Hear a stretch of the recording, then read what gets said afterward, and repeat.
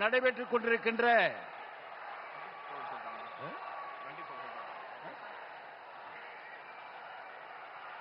கொண்டிருக்கின்ற இந்த ஊழல் மிகுந்த ஆட்சி,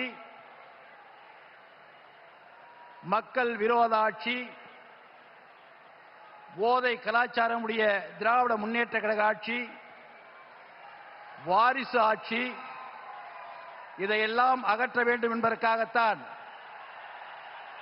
தேசிய ஜனநாயக கூட்டணியில் அனைத்திந்திய அண்ணா திராவிட முன்னேற்ற கழகமும் கூட்டணி கட்சிகளும் இணைந்து இந்த தேர்தல் களத்திலே போட்டியிடுகிறோம்.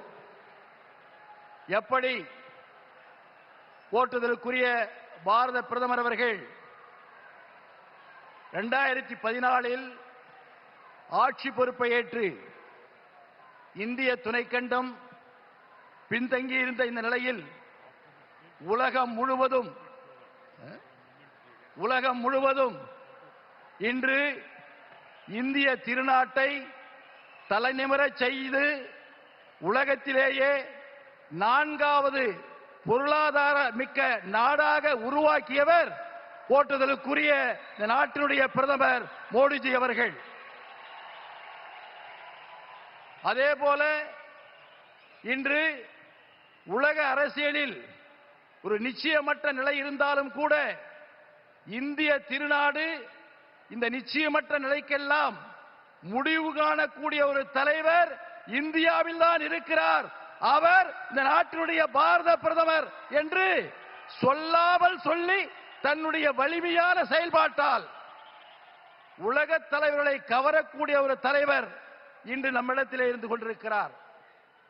அதேபோல தமிழகத்தில் ஒப்பாரும் மிக்காரும் இல்லாத அனைத்திந்திய அண்ணா திராவிட முன்னேற்ற கழகத்தினுடைய நிறுவன தலைவர் புரட்சி தலைவர் எம்ஜிஆர் அவர்கள் 11 ஆண்டு காலம் தமிழகத்தில் பொன்னாட்சியை கொடுத்தவர் புரட்சி தலைவர் எம்ஜிஆர். அதை தொடர்ந்து புரட்சி தலைவி அம்மா அவர்கள் 16 ஆண்டு காலம் இந்த தமிழகத்தில் அனைத்து துறைகளிலும் முதன்மை மாநிலமாக கொண்டு வந்தவர் புரட்சி தலைவி அம்மா அவர்கள். அதை தொடர்ந்து 4 ஆண்டு காலம் ஆட்சி பொறுப்பில் இருந்த போற்றுதலுக்குரிய எங்களுடைய பொதுச் செயலாளர் எடப்பாடியார் அவர்கள் நல்லாட்சியை கொடுத்திருக்கிறார்.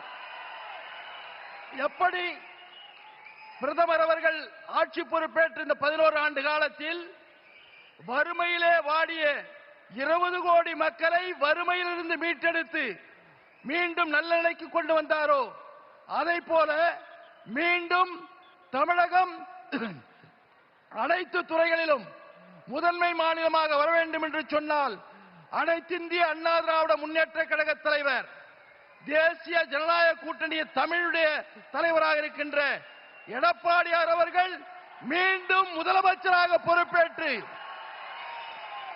நாட்டினுடைய அனைத்து துறைகளிலும் முதன்மை மாநிலமாக வர வேண்டும் என்று சொல்வதற்கு நாம் அனைவரும் ஒன்றுபடுவோம், கடுமையாக உழைப்போம், விட்டுக் கொடுப்போம், ஒருவரோடு ஒரு சேர்ந்து செயல்படுவோம்.